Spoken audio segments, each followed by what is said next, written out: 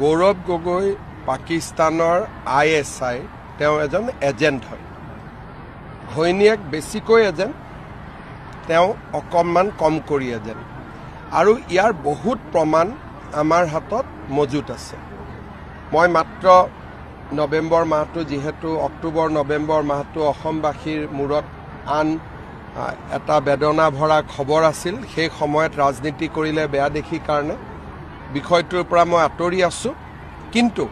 মই আজিও অসমৰ মুখ্যমন্ত্ৰী হিচাপে ক'ব বিচাৰো যে গৌৰৱ গগৈয়ে পাকিস্তানৰ লগতে আছে আৰু আগৰ পৰাই তেওঁৰ সমগ্ৰ পৰিয়ালটোৱে পাকিস্তানী ISIৰ এজেণ্টৰ দৰে কাম কৰি আছে গতিকে তেওঁ পাকিস্তানক ক্ৰিটিচাইজ কৰিব নোৱাৰে যিকোনো এটা ঘটনাৰ পিছত তেওঁ লগে লগে ক্ৰিটিচাইজ নকৰে গধূলিৰ ফাললৈকে অকণমান ক্ৰিটিচাইজ কৰে তাৰমানে ইন দি মিন টাইম তেওঁ পাৰ্মিশ্যন লৈ লয় যদি দিল্লীত বোমা বিস্ফোৰণৰ পিছত তেখেতৰ যদি প্ৰথম ফেচবুক পোষ্টটো পায় তাত গৰিহণা নামৰ শব্দটোও নাই খালি দুখ প্ৰকাশ কৰা যেতিয়া লিখালিখি হ'ল তেতিয়া তেওঁ লাহেকৈ গৰিহণা শব্দটো যোগ কৰি দিলে একেবাৰে মনত কষ্ট লৈ পেলাই আৰু